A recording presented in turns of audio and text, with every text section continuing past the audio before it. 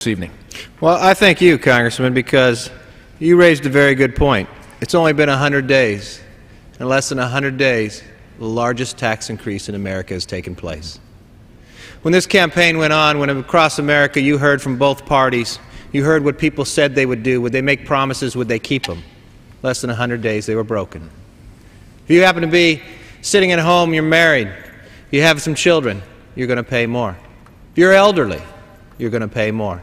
If you happen to maybe got the opportunity of America, worked hard, saved, made a business, bought some land, went forward, you happen to pass away, this majority party, the Democrats, want to take 55% of that.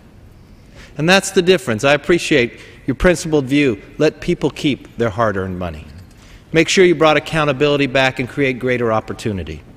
And what we want to do, we want to go to another place in middle America, because that's really where solutions are. That's really where people understand this and get an update from Ohio.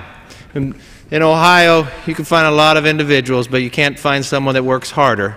This Congressman, Jim Jordan, along with his wife, Polly, I think really hold the American dream. Not only are they doing a fantastic job of raising their own children, they reach out into this community, they help others, and make sure they're able to have a place to stay, a place to work, and a place for education.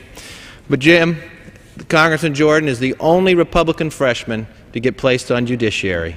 Why? Because of his work not only as an attorney, but his work in the Senate in Ohio has stood out across this nation. And I want you to give us an update, talk a little further and more about taxes and what this 100 days have meant to America, and how much is this Democratic Party is going to reach into your pocket. Well, I thank the gentleman for yielding some time and for his work in putting this together, and his passion and intensity and energy that he brings to the Congress and what he's done in our freshman class. Appreciate the remarks of the previous speaker.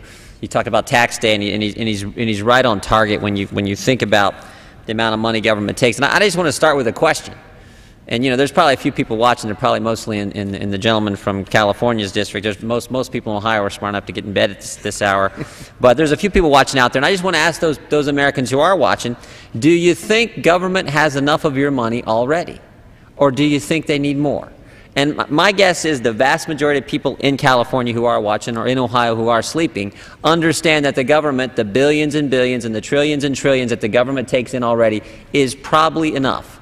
And the gentleman from Michigan was great in outlining, you know, what's at stake and what the Democrats want to do, because the Democrats obviously think different. The American people think, you know what, government probably takes enough of my money.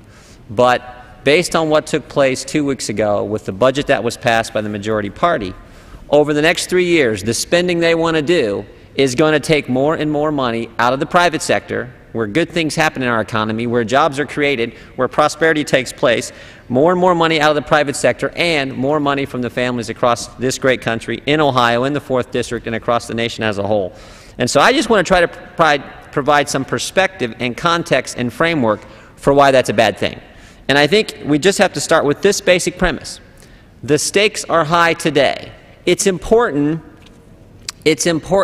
that the elected officials, the politicians here in Congress, get it right for a change. There was a point in the past where, in spite of bad policies that the politicians may have enacted, America, because we were so uniquely positioned coming out of World War II, we were the economic superpower, we were the economy that was growing.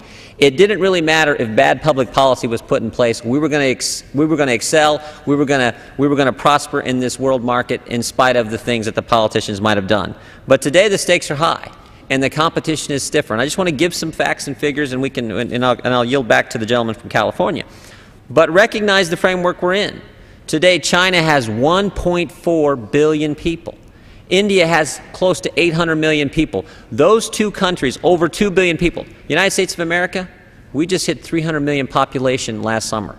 Those two economies, China and India, over 2 billion people combined in those two countries. China's economy is growing at approximately 10% annual growth rate. India is growing at about 7.5% annual growth rate, quickly moving towards middle class. The competition is stiffer.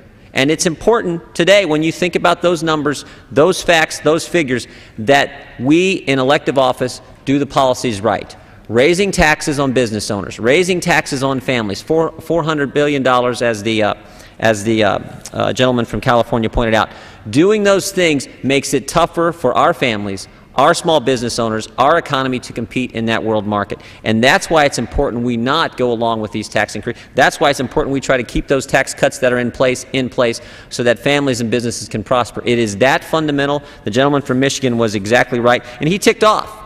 He read off the tax increases that will happen under the Democrats' budget plan, and it's important we not go there. I always come back to, you know, the very first thing we did in this Congress, the majority party, the Democratic Party, enacted some pay-go rules, which sound great, but what those pay-go rules did was make it easier to raise taxes.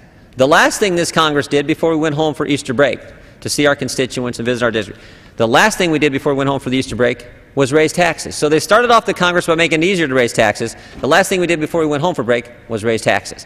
And so that should tell you what's at stake here and why it's important that we fight for the American families like the gentleman from California has been doing, and it's been a pleasure to serve along with him in that regard. And I'll yield back some time, and we can discuss some of this maybe as we move.